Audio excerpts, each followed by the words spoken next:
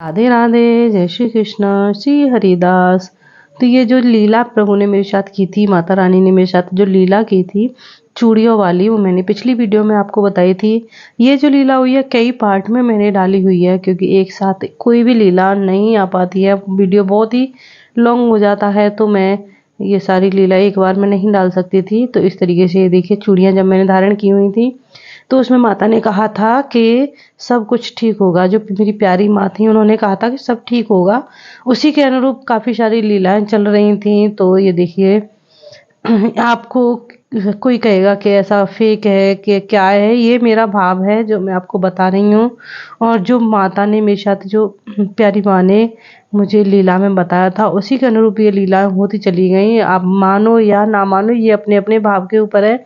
जो मेरे साथ हुआ है वो मैं बहुत ही अच्छी तरीके से समझती भी थी, और समय लगता था लेकिन समझ रही थी। और काफ़ी लीला मेरे साथ इसी तरह हो रही थी।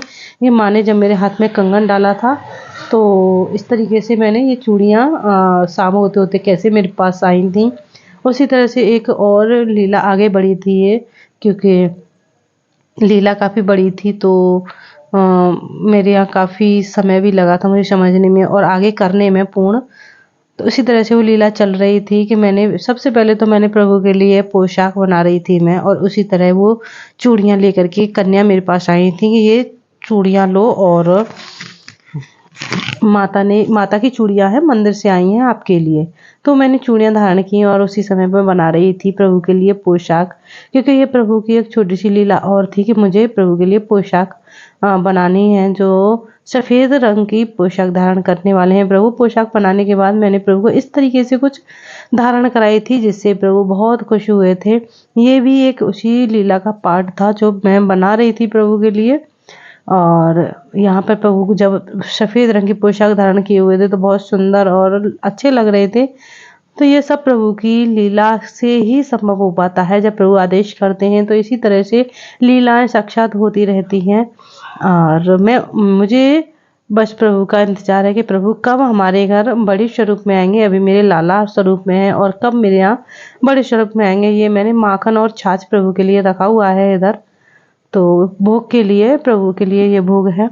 और उसके बाद ये देखिए मेरे अक्षत बाबू ने यहाँ पर लाल रंग की पोशाक धारण की हुई है। और यहाँ कर लेती हूँ अब मैं पूजा की तैयारियाँ। और वही लीला अभी तक चल रही थी कि मुझे वो लीला भी संपूर्ण कर रही थी मैं। यहाँ पर तैयारियाँ करने के बाद मैंने अक्षत माधव और लड्डू को भी यहाँ पर तैयार किया हुआ था। अब इन्होंने पहनाई थी मैंने शाम को ब्लू कलर की पोशाक। तो इस तरीके से बहुत ही सुंदर से दर्शन थे प्रभु के शाम के भी। और तैयारी करने के बाद मैं पूजा करने के लिए चली जाती हूँ। 108 बत्तियों का दिया प्रभु के लिए मैंने बनाया था, 108 बत्ती से ज़्यादा थी इसमें।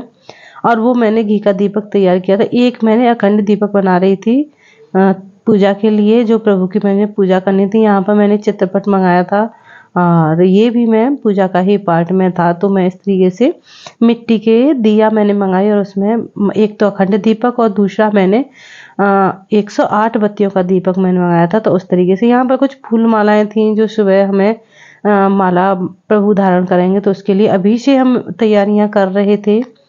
तो फूल मालाएं और दरवाजे पे बांधने के लिए जो बंदर बांधते वो भी हम यहाँ पर तैयार कर रहे थे। तो ये उसी की तैयारियां थी। और यहाँ पे हमने कुछ कट कर करके फूल भी रख लिए थे, क्योंकि ये हमें पूजन के लिए भी चाहिए थे। और कुछ रंगोली वगैरह बनाई थी हमने, उसके लिए भी हमें चाहिए थे। तो यहाँ पर हम काट काट के फूल थोड़े थोड़े, क्योंकि बहुत ज़्यादा हो जाते हैं। और यहाँ पे हमने थोड़ी सी रंगोली भी यहाँ पे बनाई हुई थी, ये देखिए इस तरीके से। क्योंकि वो लीला में जो हो रहा था वही सब प्रभु अपने आप ही करवाते जा रहे थे, हमें कुछ नहीं करना था। यहाँ पे हमारे यहाँ जब पूजा हुई थी तो यहाँ पे मैंने 108 बत्ती का दीपक प्रभु के शिव भोलेनाथ के आगे जलाया था सामने। और यहाँ क्योंकि कार्तिक का महीना चल रहा है, दीपावली पास में थी, तो हमें भी उस तरीके से तैयारी करनी थी। यहाँ पर हमने फूल बिछाए हुए थे दहली पर, जो प्रभु का